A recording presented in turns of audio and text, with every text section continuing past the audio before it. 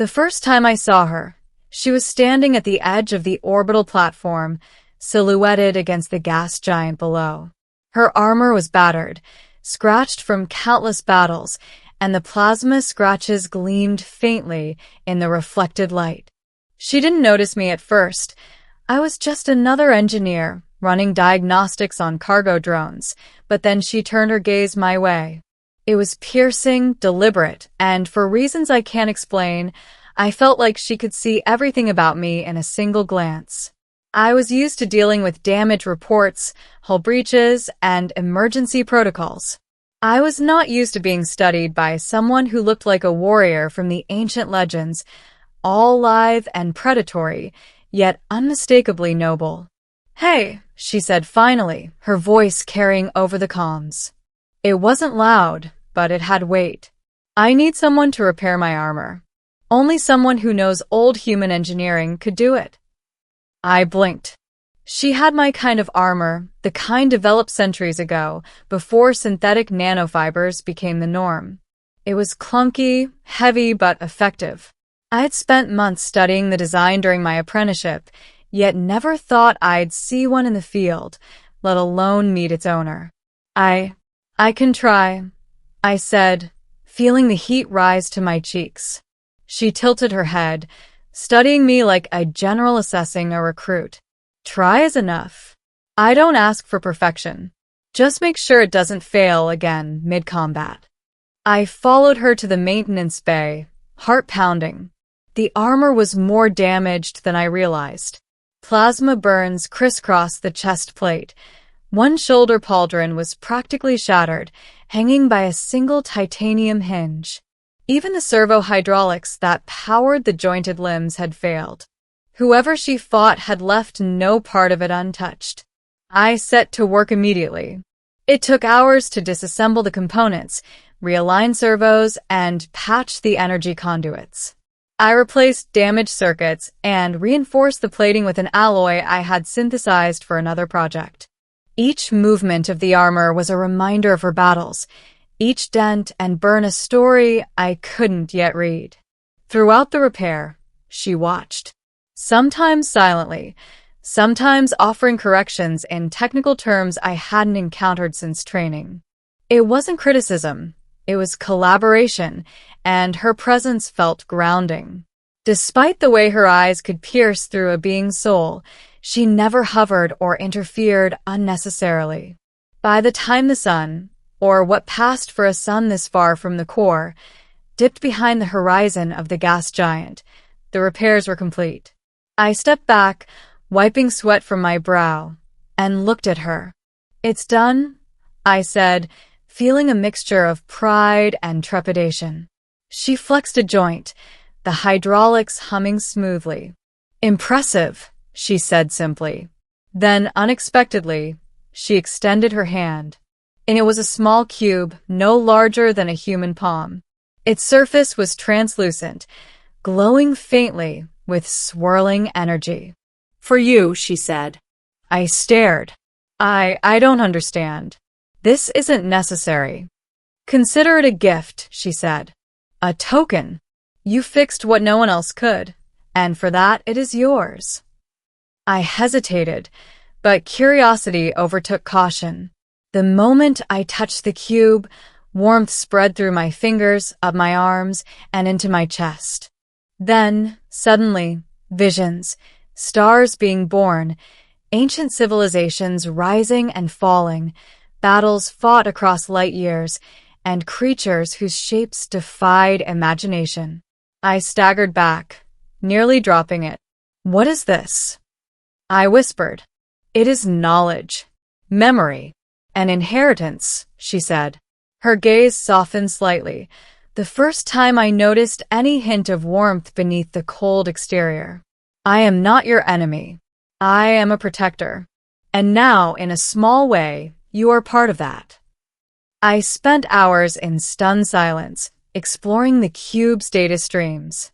It wasn't just knowledge. It was a living archive of her people, their histories, their triumphs, and their mistakes. I learned things no human had ever known. Starships capable of bending space-time, technologies that healed entire ecosystems, and codes of honor that spanned light years. But then came the warning embedded in the data. She was a warrior, yes, but not merely a soldier. She was one of the last of her kind, and her people had enemies that now hunted her across the galaxy. The cube was not just a gift, it was also a test. I returned it to her the next day. "I've read everything," I said. "I understand why you gave it, but why me? I'm just an engineer. I've never fought a war." Her armor clinked softly as she sat, her hands resting lightly on her knees. "You repaired what was broken. That requires courage and precision. Not everyone possesses that, even among soldiers. You have potential." I laughed, though it came out as a hollow sound. "Potential? You're talking about people who have fought across galaxies, and you think my welding skills count?" "More than you realize," she replied. "Potential is not measured by the battles you've fought, but by the choices you make when faced with the impossible." In the following weeks, I found myself entangled in events I could never have imagined. Her enemies discovered her location, striking without warning. I watched starships tear through the upper atmosphere of the platform, plasma beams carving the hull. And yet, she fought with a precision and grace that seemed almost unreal. And I found that I could make a difference. My repairs became shields that held longer than expected. My modifications allowed her armor to withstand attacks that should have shattered it. In the heat of battle, I realized the cube had done more than give me knowledge. It had unlocked a part of me I never knew existed. Instinct, courage, and strategy that weren't mine alone but shared through the gift. One night, after a particularly brutal assault, I found her standing at the edge of the platform again. The city below was in ruins, smoke rising like dark clouds. She didn't speak, but she gestured toward the cube. "You have learned quickly," she said, "but it is time for the next step. The true gift of the cube is not knowledge. It is choice." I took it hesitantly. Instantly, the visions returned, but this time I saw paths, outcomes based on choices I could make. I could help her escape, hide, or even strike back against her enemies. Every choice carried weight, consequence, and possibility. And then I understood. This was not about being a soldier. It was about responsibility. The cube was a test of morality, of courage, of whether I could act when the stakes were higher than life itself. I chose to act. Using the knowledge and enhancements from the cube, I coordinated a defensive maneuver, rerouted energy to defensive shields, and recalibrated weapon systems. Together, we turned the tide, pushing the enemy forces away long enough for her to escape. But it wasn't without cost. The platform was left in ruins, debris scattered across the surface, and I barely made it back to the hangar alive. When she returned, her armor gleaming once more, she looked at me with something akin to respect. "You did well," she said. Then, surprisingly, she smiled. "I knew giving you the cube would be risky, but you were ready." I shook my head, exhausted, covered in cuts and burns. "Ready?" I nearly died. "Almost is not failure," she said. "It is preparation. And now you understand. You were never just repairing armor. You were learning what it means to protect, to choose, to act when everything else falls apart." Over time, I realized the full scope of what had happened. The cube wasn't just a gift of knowledge, it was a gift of transformation. It had awakened potential in me that I never knew existed. And the warrior who had come to me for help was more than she seemed. Not just a protector of her people, but a mentor, a guide, and, in some strange way, a mirror reflecting what humanity could become when faced with the impossible. In the end, when the battles were over, and the stars above returned to calm silence, she turned to me one last time. "The cube is yours, truly," she said. Use it wisely. And remember this. Courage is not the absence of fear, but the mastery of it. I nodded, understanding finally what she had given me. Not just a gift of technology, not just a glimpse into the histories of countless civilizations, but the gift of choice, responsibility, and the chance to rise beyond what I thought I was capable of. She walked away then, her armor reflecting the starlight, and I watched her disappear into the void. But I knew she had left more than a legacy behind. She had left a spark that would burn in me for the rest of my life.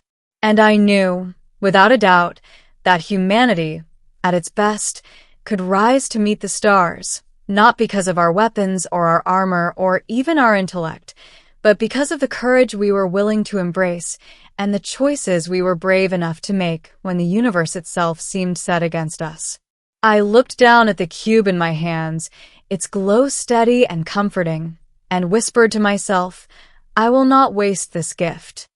The stars waited. And now, so did I. The battles had ended, but the scars remained. The orbital platform was little more than a skeleton of its former self, jagged metal and twisted corridors illuminated only by emergency lights. Smoke curled from vents, and the occasional spark arced across broken circuits. I walked through it all, the cube still glowing faintly in my hands, feeling the weight of everything that had happened. She appeared behind me, her armor repaired, yet still carrying the faintest traces of the fights we had endured together. There was no urgency in her movement, only a calm presence that somehow made the chaos around us feel distant. You've done more than I imagined, she said softly. Her voice was almost lost among the creaking metal, but I heard it clearly. You've not only repaired my armor, you've become its keeper. I shook my head. I didn't fight like you. I couldn't have. Fight, she interrupted, tilting her head. This was never about fighting. This was about choice, courage, and trust. You proved yourself when it mattered. That is more than most can say. We stood in silence for a long moment. The platform, though destroyed, seemed almost serene in the pale glow of distant stars. And then she did something I hadn't expected. She reached into the folds of her armor and pulled out a small, smooth crystal, dark with a faint inner light. For you, she said. A final gift. Not knowledge this time, but a reminder. Humanity has potential, even if you don't always see it. Use it. I took it, feeling warmth spread through me once again. It wasn't overwhelming like the cube, but it felt alive, as though it recognized me, as though it had waited for me to be ready. You know, I said quietly, I never asked your name. Her smile was almost imperceptible, but there was pride there. Names are fluid in my culture. I have gone by many. You may call me Caliph. Caliph, I repeated, letting the name settle in my mind. I won't forget it or you. Her gaze softened. For the first time, she didn't seem like an unapproachable warrior or a distant legend. She seemed real, vulnerable, yet infinitely strong. And I won't forget you either. You've reminded me why we fight. Not for glory, not for power, but for what is worth protecting. A silence fell between us, filled only by the hum of residual energy from the damaged platform. The stars beyond the shattered windows seemed to shimmer in recognition, as if acknowledging the moment. Then she turned, moving toward the edge of the platform. I followed instinctively, though I knew she was leaving. She paused at the precipice, the gas giant below reflecting faint light onto her armor. The universe is wide, and there are battles yet to come. I cannot stay. But you have a choice. Use the gifts you've been given wisely. Protect. Inspire. Grow. Humanity has always had the capacity for greatness. It just needs a spark. I watched her, heart pounding, as she activated her thrusters. With a graceful leap, She soared into the void, disappearing into the stars. I stood there long after she was gone, holding the cube and crystal, realizing that the true gift had never been her artifacts, her technology, or even the knowledge. It was the trust she placed in me. It was the belief that a human could rise to meet the challenges of a universe far bigger than itself. When I finally turned back to the ruined platform, I noticed something I hadn't before: subtle markings etched into the steel, almost invisible. They were symbols of guidance, maps, and instructions, an inheritance left not just in data, but in the very bones of the station. Caliph had prepared me, even without knowing the future. I took a deep breath and walked toward the command deck. My hands didn't shake anymore. The cube glowed gently in my pocket, the crystal pulsing softly in my hand. And I knew, beyond any doubt, that I was ready to protect, to explore, and to face whatever came next. The stars waited for me, and this time I would meet them head-on. Because the universe doesn't reward the timid. It rewards those who rise when everything is against them. Those who choose courage over fear, action over hesitation, and hope over despair. And for the first time in my life, I understood what it truly meant to be human, and what humanity could become when it embraced its potential. I looked once more at the glowing cube and crystal, and whispered into the silent expanse of space, "Thank you, Caliph, for trusting me." Then I turned, walking toward the command chair, toward the stars, and toward the future. And I knew this was only the beginning.